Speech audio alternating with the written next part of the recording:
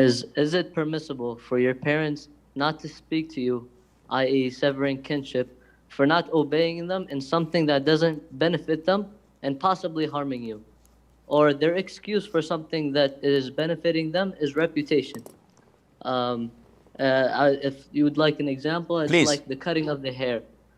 Like let's say I want to grow my hair, I'm doing, not leaving parts and shaving parts, and what they want is, it is like in the culture or the community, it is normal, but the culture or the more my smaller community, it's not as normal, and they believe it is like, you look crazy, or something like that. Are you And doing is it? are you doing qaza'? No, not at all. That's what they want.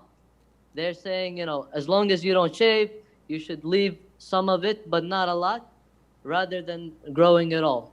Okay, I will answer you, inshallah.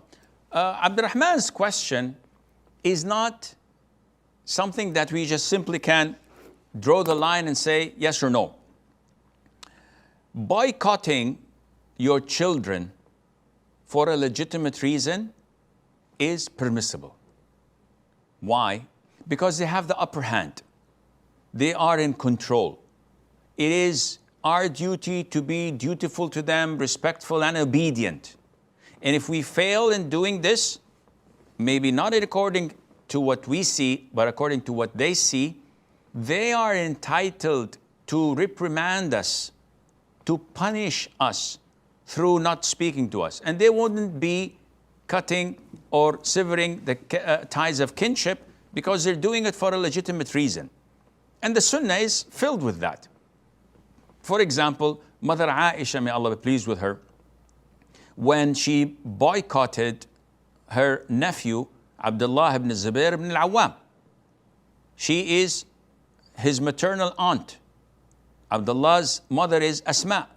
But when he gave her money for her to spend, and she spent it all in seconds over charity, he got outraged because it was a huge amount of money.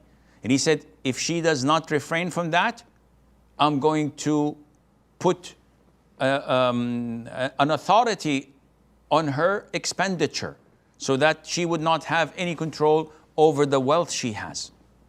And this is done with insane people, with people who are senile, or people who don't have control over what they spend. We call them in Arabic as-safih.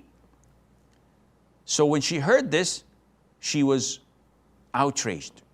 My nephew says this about me, and I am the wisest, or one of the wisest women of all times, and most knowledgeable, and I'm the wife of the Prophet ﷺ. I'm his maternal aunt. By Allah, I will not speak to him. So she boycotted him for a legitimate reason. And likewise, our parents are entitled to do such a thing if there is a legitimate reason. So if a father tells his son not to smoke, and the son is defiant and he smokes, or he parties, or he hangs out with bad company, and he doesn't listen to his father has the right to kick him out of the house, not to speak to him for a month or two, hoping that he will get back to his senses.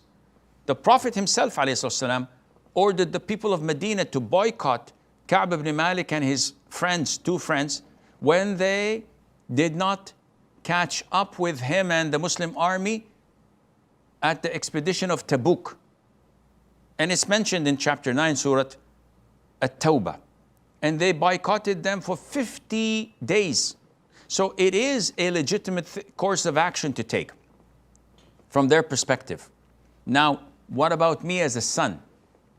Let's look into each matter and determine. You cannot, akhi, simply judge things from your own perspective. Now, if they tell you to have a normal haircut where there is no qaza', there's nothing wrong in following what they're saying, even if it goes against your preference, because most likely, and I'm not a soothsayer, alhamdulillah, but it seems to me that the way you want to grow your hair is either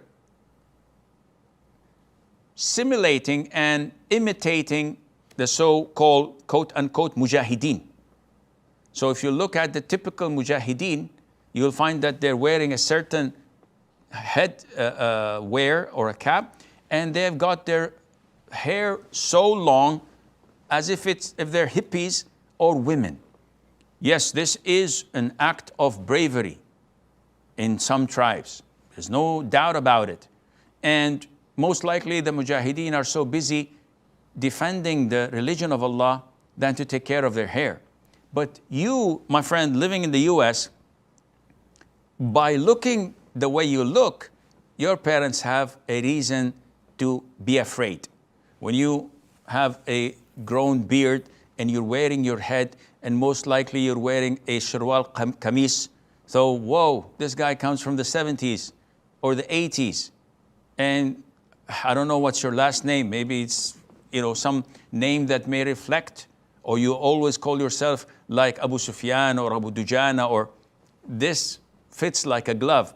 This is a cause for them to be concerned, and you may rethink obeying them and being normal, and Allah knows best. Ishraq